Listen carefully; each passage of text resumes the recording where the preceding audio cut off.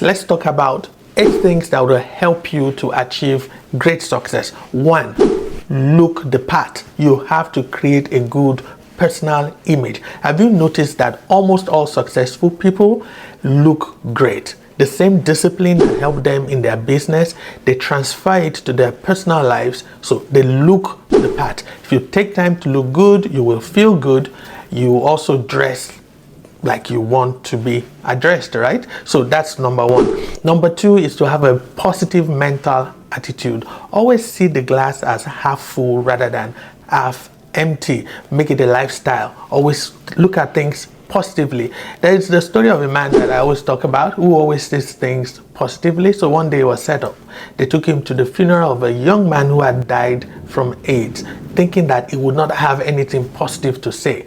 And he looked, he took the microphone, he looked, he said, you know what, Mr. Johnny is finally dead, but he tried so much to lose weight, and finally he lost the weight before he died. Well, that was because the AIDS made him lose weight. So he still was able to put a positive spin to whatever, bad situation was happening. So have a positive mental attitude. That's number 2. Number 3, you need to plan. You need to invest heavily in thinking.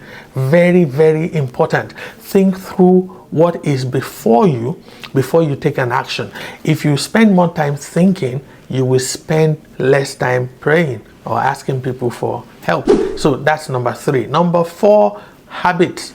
Habits make you. So consciously make work that will propel you forward into a habit. Once you do that, you turn your brain into an auto mode, and you just start doing those things, and then you do them in a shorter time, and you do them with less energy, and production and productivity then is enhanced, right? And then the next thing is character.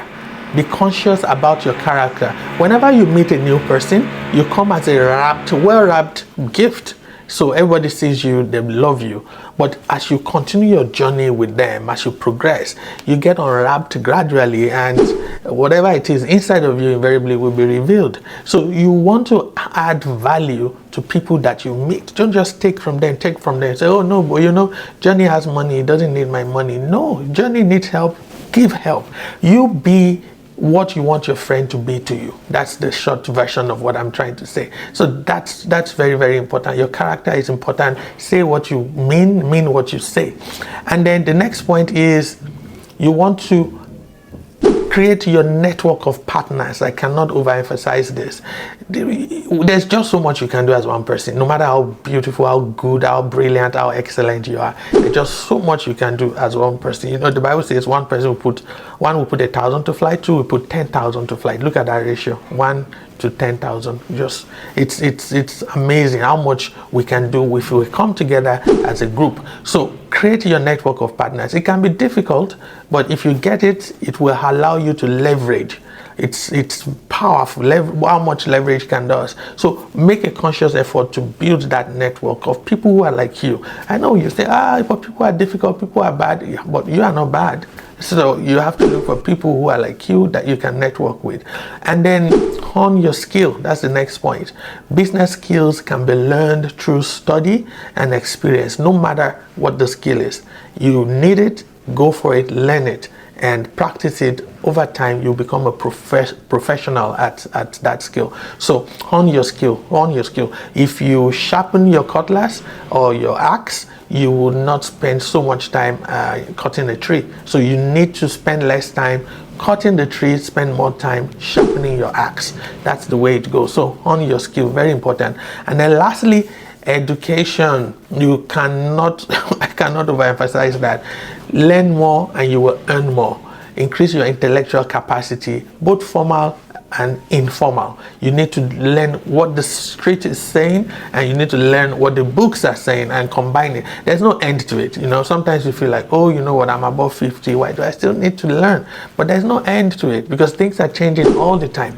If I were to operate with the information I learned in medical school, I mean, right now, I'll not be able to treat anybody because so many things have changed since then. And it's the same in every discipline, not just in medicine. So hone your skill, learn new things. What's happening right now? What word is on the street? What terminologies do they use? So that when the Gen Zs talk to you and the millennials, you're not like completely lost. You know, so you're shading me. You say, what? Are you now under a tree? Or what are you talking about? Yeah, so you don't want to be like that. Or what's your IG? Ando, and you're like, IG, that's the Inspector General of Police, right? So you want to learn not just the academics, you want to learn also what's going on around you socially. I hope this helped. Please subscribe to my videos, and thank you for those of you who have already subscribed. I appreciate that. I don't take it for granted, and I'll see you in the next video.